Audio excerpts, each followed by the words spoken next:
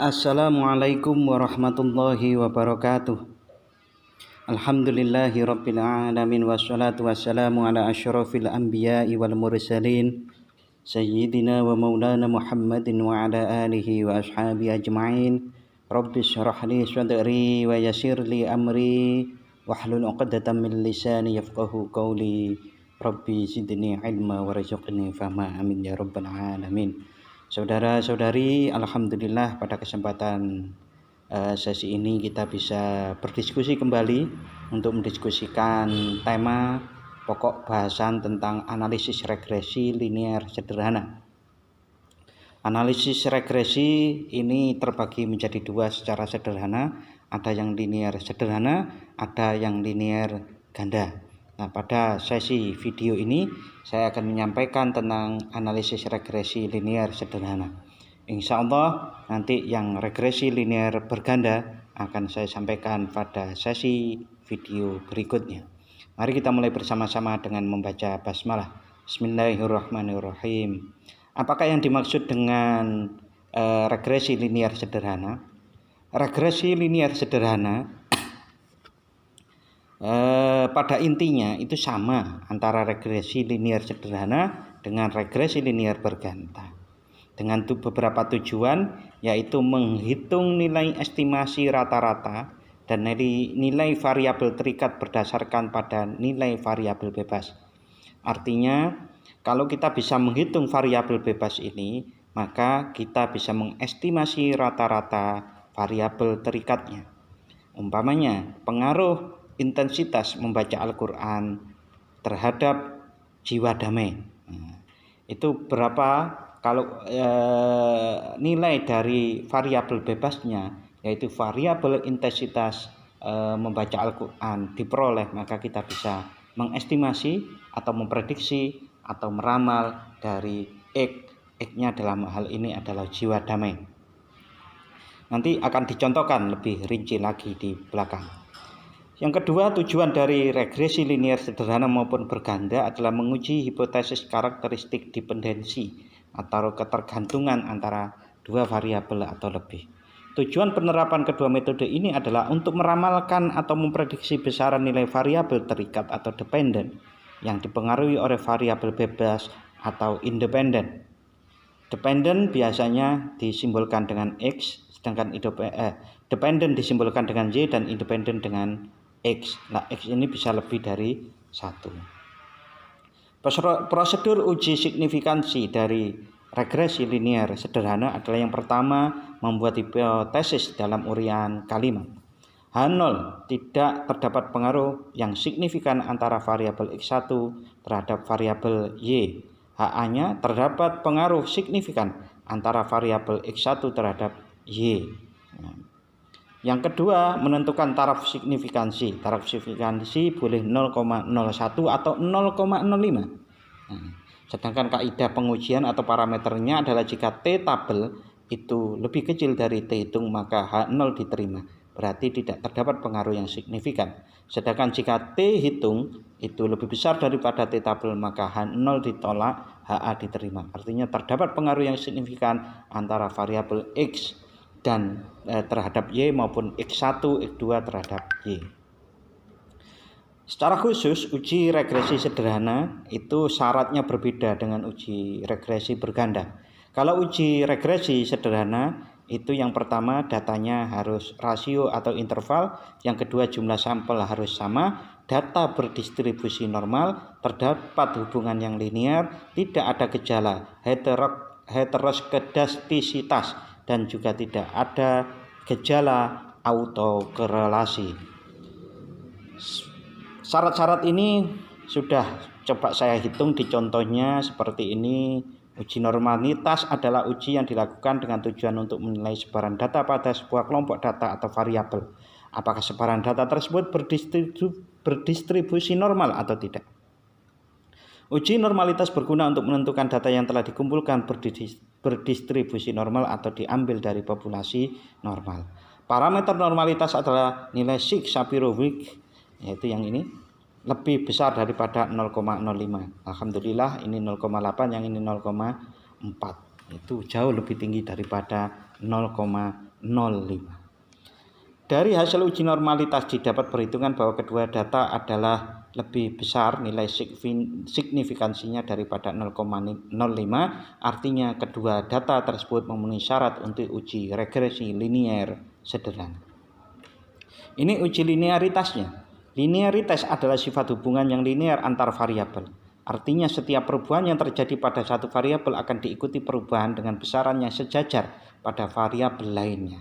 Artinya kalau variabel bebas X-nya itu naik 1%, maka Y-nya yang terikat itu 1%. Dalam contoh, umpamanya nilai akidah, nilai mata pelajaran akidah itu mempunyai pengaruh terhadap kejujuran.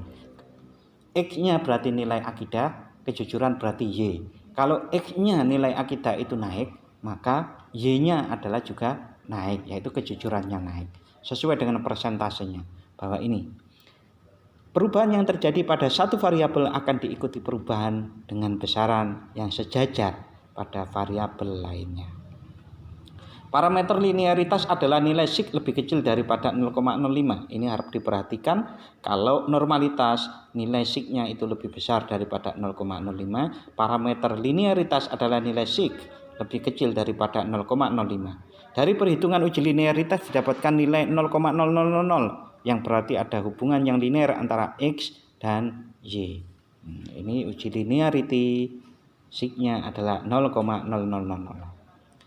Dari ada hubungan yang linear antara nilai akidah dengan kejujuran. Ini contohnya. Sedangkan uji heterokedastisitas adalah uji yang menilai apakah ada ketidaksamaan varian dari residual untuk semua pengamatan pada model regresi linear. Uji ini merupakan salah satu dari uji asumsi klasik yang harus dilakukan pada regresi linear. Apabila asumsi heterokedastisitas tidak terpenuhi, maka model regresi dinyatakan tidak valid sebagai alat peramalan. Ini hasil uji dari contoh yang akan kita bahas nanti. Hasilnya parameter uji heterokedastisitas adalah nilai sig itu lebih besar daripada 0,05. Ini dapatnya 1. 1 itu lebih tinggi jauh sekali daripada 0,5. Dari tabel uji tersebut didapat hasil perhitungan 1,0000 yang berarti tidak ada gejala heterokedastisitas. Syarat yang berikutnya adalah uji autokorelasi. Uji autokorelasi adalah sebuah analisis statistik yang dilakukan untuk mengetahui adakah korelasi variabel yang ada di dalam model prediksi dengan perubahan waktu. Oleh karena itu, apabila asumsi autokorelasi terjadi pada sebuah model prediksi, maka nilai disturbance tidak lagi berpasangan secara bebas, melainkan berpasangan secara autokorelasi. Jadi autokorelasi itu otomatis korelasi, jadi tidak secara bebas berkorelasi. Ini sudah dihitung, hasilnya bisa kita lihat di rumus analisis Durbin-Watson ini. Durbin-Watson atau DW, tabel baik nilai DU Durbin upper maupun nilai DL Durbin lower. Nah, di sini ada Durbin di sini di tabel Durbin-Watson-nya itu ada istilah-istilah DW maupun DL. Jika DW itu lebih besar daripada DU, DW berarti nilai Durbin-Watson ini lebih besar daripada DU. DU adalah Durbin uppernya, maka tidak terdapat autokorelasi positif. Nah, setelah dilihat dengan DF28 ini dengan tabel ini, maka bisa dilihat bahwa 28 di sini itu tidak ada satupun yang lebih dari 2. Artinya angka ini lebih besar daripada DU-nya, Durbin upper-nya yang ada di tabel ini. Oleh karenanya data ini adalah termasuk data yang tidak terjadi autokorelasi. Oke, sesudah itu kita bisa menguji analisis dengan SPSS. Yang pertama, tentu persiapan data seperti di variable view itu labelnya harus disamakan dengan name-nya agar kita bisa melihat output tabelnya dengan lebih cermat dan lebih seksama. Analisis untuk ini adalah kita bisa klik analyze, lalu regression, lalu pilih linear dan klik. Setelah kita klik akan muncul seperti ini, kotak seperti ini, kotak linear regression. Nah, masukkan yang independen. Yang independen di sini itu adalah